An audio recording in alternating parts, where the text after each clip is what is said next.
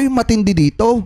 Dito natin mapapatunayan na kahit ikaw ay dating empleyado o nagtatrabaho sa first family, basta may ginawa kang maanomalya, may ginawa kang masama, talagang kailangan mong pagbayaran. Alam niyo mga kababayan, sa totoo lang, eto disclaimer na po agad tayo Kaya po natin matatalakay si Vic Rodriguez dito kasi hindi po natin maiwasan na wag siyang i-connect. Lalo na mga kababayan, dito sa bidyong ito ay may nakita tayo na nag-comment mga kababayan ng video ni Kapre Silapid na kung saan mga kababayan, ito po ay pumapatungkol sa isang appointee ni Vic Rodriguez na gustong-gusto na daw kumanta mga kababayan. So ngayon, kung titingnan ninyo, ito pong bidyong ito nagba-viral, itong patungkol sa isang dating empleyado or dating nagtatrabaho sa first family na inaresto. Ano po, so ito i-play po natin. Pero bago natin i-play, basahin muna natin yung caption. Sabi dito,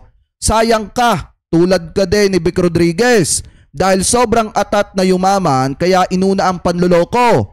Kung si Sara yan, malamang ipaglalaban niya ang empleyado niya kahit mali. Mahaharap sa patong-patong na reklamo ang dating empleyado ng first family dahil sa panloloko umano gamit ang pangalan ni PBBM. Ang suspect nagpakilala na umano'y undersecretary, imbis na may maayos ka na trabaho, sa kulungan na ang bagsak mo. Yan po yung sabi dito sa caption. So ito i-play po natin. Ikaw ay nilabasan ng warrant ng Branch 169 sa Pasig City na may kasong stapa. Hindi, mamaya sabi dito DJ po ba DJ po ba? Ganyan din trabaho ni Vic dati.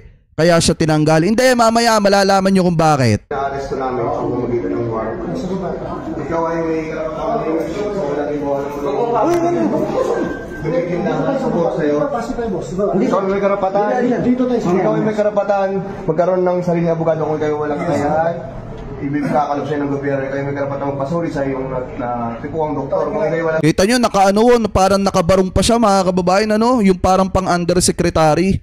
Yung kanyang suot dito mga kababayan. Ganyan sila gumamit ng pangalan ng presidente and then nag-aalok sila ng posisyon sa gobyerno. Mga kababayan, eto lang naman yung tanong natin. Sino ba? Sino ba yung na-issue dati na ganyan? Nagbibenta ng posisyon sa gobyerno sa halagang 100 million ata yung something mga kababayan, pakitama na lamang po ko kung ako po ay mali, di umano mga kababayan. Anyway, pagpatuloy pa natin. Nabibigyan ng gobyerno. Sa intindihan niyo ba ang inyong karapatan, sir? Teka, sir. Okay, mababa. Baba tayo, boss. Hindi na, huwag ka lang, sir. Hindi, dito tayo sa baba. Nakakahiya. Hindi, boss, okay lang. Naintindihan. Okay, nabasa. Ngayon, siguro nakikita ninyo, bakit inaaresto yung lalaking yan? Bakit inaaresto yung dating empleyado ni PBBM ng First Family? So ito, pakinggan natin ito, nakita nating balita. Kasi may balita po patungkol dyan. Sabi dito, suspect na gumamit sa pangalan ng First Family sa kanyang modus operandi, arestado ng CIDJ. Sa kamay pala ni General Torre, mga kababayan, bumagsak itong manlulokong ito. Ano po, ginamit pa ang pangalan ng First Family para makapanloko ng daang-daang libong piso. Ano po, so ngayon ito i-play po natin. Inaresto ng PNP CIDG ang lalaking nagpapakilalang undersecretary at nagbebenta ng pwesto sa gobyerno. Ang detalye sa Balitang Pambansa ni Ryan Lisiges ng PTV Manila. Sino ba yung may issue na ganon? Sino ba yung may issue na ganon na nagbibenta ng posisyon sa gobyerno? Kaya siguro na si Bac. Di umano mga kababayan. Kasi di ba napag-usapan na natin yan 2024 pa, yung patungkol doon sa isang tao na tumatakbo ngayon sa pagkasenador, na pagka nagsasalita laban kay PBBM, akala mo naman napakalinis, pero definitely kaya pala siya nawala sa gobyerno. Ilang buwan pa lang yun take note mga kababayan. Ilang buwan pa lang yun, nawala na po agad siya sa gobyerno ni PBBM. And then take note din, nung siya ay tinatanggal na, bumabalik pa siya sa pamamagitan ng pagpapa-appoint sa kanyang sarili na hinara nga lang ni JPE mga kababayan, ni Juan Ponce Enrile. At saka ito pa, di ba yung ipinamamalita ngayon ng tao na yon na tumatakbong senador, ano daw, siya daw yung kusang umalis, tapos binibigyan pa daw siya ng posisyon ng gobyerno ni PBBM pero hindi na daw po niya tinanggap. Pero ang totoo po dyan, tinanggal po talaga siya. Binigyan lang siya ng magandang exit. Ano po, dahil nga siguro mga kababayan, bukod dun sa nadadawit yung kanyang pangalan, di umano, dun sa sugar fiasco, pumutok din kasi yung issue ng bentahan ng posisyon mga kababayan sa gobyerno sa halagang 100 million something mga kababayan, at ang nagbibenta ng posisyon na yon ay walang iba kung hindi yung tao na tumatakbo ngayon sa pagkasenador, kaya siya nasibak. Diba? Anyway, ipagpatuloy pa natin. Ikaw ay may karapatan magkaroon ng sariling abogado kung kayo walang kakayahan. Ibigkakalog siya ng gobyerno. Kayo may karapatan magpasuri sa iyong tipuang doktor kung kayo walang bibigyan ng gobyerno. Nakabarong pa ang lalaking ito nang arestuhin ng mga tauhan ng Criminal Investigation and Detection Group o CIDG sa isang hotel sa Pasay City. Inaresto ang suspect na kinilalang si Simeon Sander de la Cruz dahil sa kanyang standing warrant of arrest sa kasong estafa. Ayon kay CIDG Director Police Major General Nicolas Torre III, dating empleyado ng First Family ang suspect. Nang mawala na ang relasyon sa First Family, pumasok ito sa mga iligal na gawain tulad ng pakikipagtransaksyon sa ilang pribadong individual at nangungumisyon ng nasa 3 to 5%. Modus daw ni De La Cruz na magpakilalang undersecretary at saka mag-aalok ng malalaking porsyento sa pamahalaan. Bukod sa mga... Grabe, nakakahiya yung ganyang klase ng galawan. Biruin nyo, nagkaroon siya ng trabaho sa First Family. Binigyan siya ng trabaho. And then mga kababayan, syempre, nagtatrabaho siya sa First Family, hindi naman maiiwasan na nagpapapicture po siya sa First Family. Tapos nung nawala na yung relasyon niya sa First Family mga kababayan, ginamit niya yung picture. Nakasama siya ng First Family para makapang-modus sa pamamagitan ng sinasabi niya, undersecretary siya, malapit siya kay PBBM, at willing siyang magbigay ng posisyon doon sa ibang tao kapalit ng salapi. Mga kababayan, ano po ngayon, ipagpatuloy pa natin. Litratong ipinakikita kasamang First Family na papaniwalaan niya ang kanyang mga target na biktimahin dahil totoong nagtrabaho siya noon sa unang pamilya.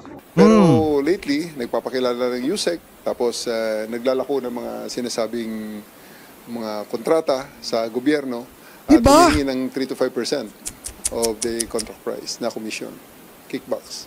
So may mga tao na siyang nabiktima in beforehand at yun hindi lang pala posisyon yung ibinebenta niya mga kababayan. Sabi dito, suspect sa pagbebenta ng posisyon at kontrata ng pamahalaan arestado. Ibig sabihin nagbibenta rin siya ng kontrata.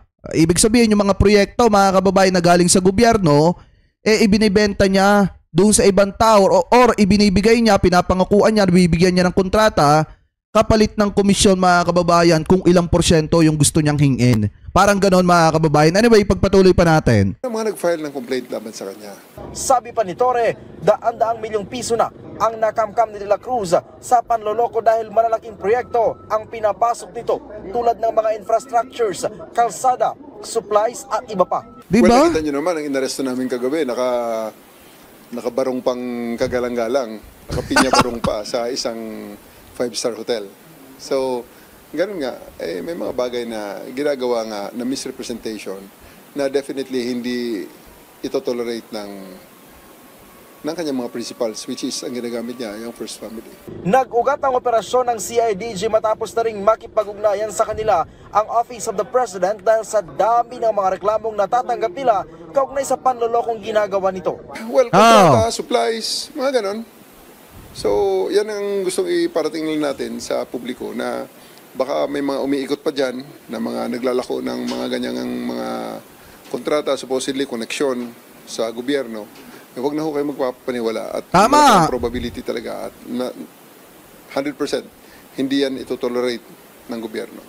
Tsaka mga kababayan, di ba kung titingnan nyo, sa gobyerno kasi, especially yung presidente, yung SAP ng presidente mga kababayan, yung special secretary ng presidente mga kababayan, and then yung ES, executive secretary, ang alam ko kasi bawal silang kumuha ng kontrata sa gobyerno or bawal na ibigay nila yung kontrata sa mga kamag-anak po nila or kaibigan nila. Yun yung pagkakaalam ko mga kababayan Kasi di ba natalakay natin yan dahil nga naging issue po yan kay Bongo dati nung panahon ni dating Pangulong Duterte. Kaya nga kung titingnan nyo mga kababayan, kapag kasi may nakikita kayo na sinasabi na siya ay tauhan ng presidente, tapos aalukin kayo ng posisyon or bibigyan kayo ng kontrata sa gobyerno like mga infrastructure project, mga kababayan, mga kalsada, etc. Wag po kayo magpapaloko. Kasi baka mamaya mga kababayan, modus lang ng mga yan para pirahan po kayo. Ano po, ipagpatuloy pa natin. Hinikayat ni Torre ang iba pang biktima na lumapit sa kanilang tanggapan. May babala din si Torre sa mga may balak pang gumawa ng kalokohan at sa mga patuloy na gumagawa ng masama. Tumigil na sila at sooner or later magkakaabutan din kami. Diba? Sinubukan Yan! namin kunan ng panig si De La Cruz pero tumanggi na itong magsalita. Pansamantala na ring nakalaya ang suspect matapos maglagak ng piyansa na aabot sa 90,000 pesos. Mula sa PTV Manila, Ryan Lisiges para sa Balitang Pambansa. Inaresto O yan mga kababayan ha, since yan yung balita, marami kasi nagko-comment dito mga kababayan doon sa ipinakita kong video sa inyo kanina. Na-curious ako doon sa video na ipinupost nila doon about po doon kay Percy Lapid. Bagamat hindi siya gaanong related dito, pero dito nyo malalaman ang dahilan kung bakit etong si Vic Rodriguez mga kababayan ay nawala po sa gobyerno ni PBBM. Kasi ang alam kasi nung iba, si Vic Rodriguez yung umalis, yung nag-resign mga kababayan. Hindi alam na maraming kababayan Pilipino natin na kaya nawala si Vic Rodriguez sa gobyerno ni PBBM ay dahil po mga kababayan sinibak po siya.